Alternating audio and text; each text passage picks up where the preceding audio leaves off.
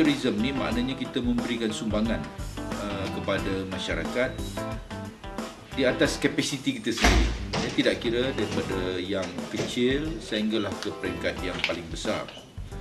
Yang kedua, aktiviti kesukarelawanan ni juga boleh membina jati diri seorang. Dia boleh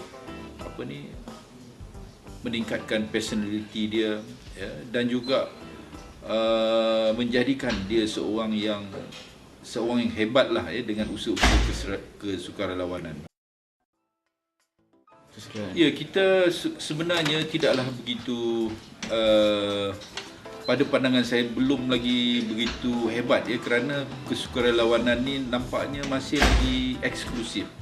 Maknanya dikendalikan oleh badan-badan tertentu, oleh jabatan-jabatan kementerian dan oleh NGO, ya. Tetapi bagi ni negara barat, ya, usaha kesukarelawanan ni boleh dikatakan oleh semua pihak. Ya, sama ada dia secara individu, ya, secara berkumpulan, oleh persatuan-persatuan, semua orang sekiranya mereka mampu, dia memberikan sumbangan kepada masyarakatnya dan juga kepada negara. Ya, saya sebenarnya pendedahan tentang kesukarelawanan ni ialah semasa saya belajar di Universiti Kebangsaan Malaysia, ya. Saya terlibat dengan aktif di Persatuan Mahasiswa UKM, dan juga boleh dikatakan bila cuti semester, ya, kumpulan-kumpulan tertentu dalam persatuan ini pergi ke luar kampus, memberikan sumbangan bakti kepada pelajar-pelajar di kawasan-kawasan setinggan di Kuala Lumpur, di rumah anak-anak yatim. Malah saya juga telah berpeluang, ya, pergi sehingga ke Pulau Redang, Terengganu. Ini tahun 70-an dulu, ya.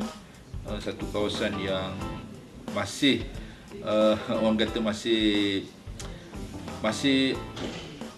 tidak ada pembangunan apa-apa di situ, ya. Agak begitu jauh, ya, Pulau Redang, tidak sebagaimana seperti mana sekarang.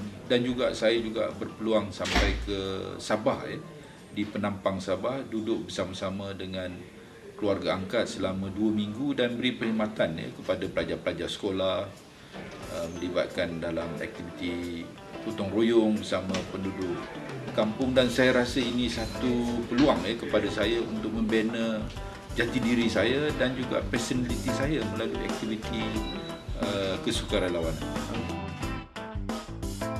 Ya, sekarang ini memang banyak, ya, kita punya mahasiswa, ya, dia terdedah dan juga terlibat dalam banyak perkara. Ya, bukan saja melalui aktiviti-aktiviti yang dirancang oleh pihak universiti, malah kumpulan-kumpulan kecil, ya, boleh pergi ke merata tempat, ya, membantu orang-orang tua, anak-anak yatim, orang-orang miskin. Sama ada dalam bidang pelajaran, ya, membersihkan rumah mereka. Bukan aktiviti ini bukan maksud satu aktiviti yang besar-besar, ya. Aktiviti kecil, misalnya membersihkan kawasan keluarga miskin misalnya, atau membaik pulih surau ke misalnya, membersihkan tanah perkuburan. Itu semua adalah aktiviti-aktiviti kesukarelawanan, dan kalau mereka mampu, boleh ke tempat yang lebih besar. Ya, jadi YSS ni dia lebih terancang lagi, ya, dan dia ada peruntukan, dan kita cubalah ke peringkat yang lebih besar, dan nampaknya kita telah pun matlamat kita keluar luar negara, ya, yang boleh meningkatkan lagi nama negara kita. Kita sedia membiayai, ya, misalnya ada siswa yang dipanggil oleh Pertubuhan Bangsa-Bangsa Bersatu ke, ataupun badan-badan dunia yang besar, ataupun badan-badan korporat untuk memberikan sumbangan sajalah, dan kita sedia membiayai dari segi perbelanjaan, ya, tempat tinggal dan sebagainya. Dan di dalam negeri saya rasa tidak ada masalah, kerana YSS ada pula dengan jaringan dengan IM4U, dengan agensi-agensi kerajaan dan juga badan-badan sukarela yang lain, ya. Jadi saya rasa akan menjadi lebih mantap lagi usaha kesukarelawanan. Pelajar kita juga memang ada pendedahan sehingga keluar negara. Ya, mereka ada jaringan-jaringan dengan pihak-pihak luar, dan tugas YSS ialah cuba membantu, ya, menggalakkan, ya, pelajar-pelajar. Dan kalau ada aktiviti YSS sendiri, YSS boleh mendapatkan sumber daripada pelajar-pelajar sendiri, ya, siswa-siswa yang mana berminat dan kita boleh hantar ke luar negeri, dan banyak ya misi-misi yang boleh kita laksanakan di luar negara, termasuk di negara-negara yang sedang membangun dan juga negara-negara yang tentu ya. Kalau kita lihat sekarang ni, kebanyakan aktiviti kesukarelawanan ini datang daripada negara maju. Kita pernah dengar nama Peace Corps ya, daripada Amerika Syarikat, dan banyak lagi pertubuhan-pertubuhan daripada luar negara yang datang ke negara kita, pergi ke kampung-kampung membantu golongan miskin.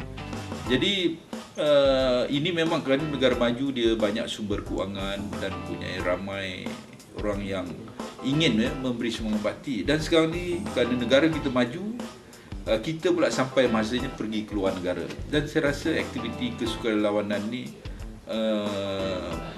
menandakan ya, negara itu sudah sampai ke tahap yang majulah ya, sehingga membolehkan kita pergi ke luar negara.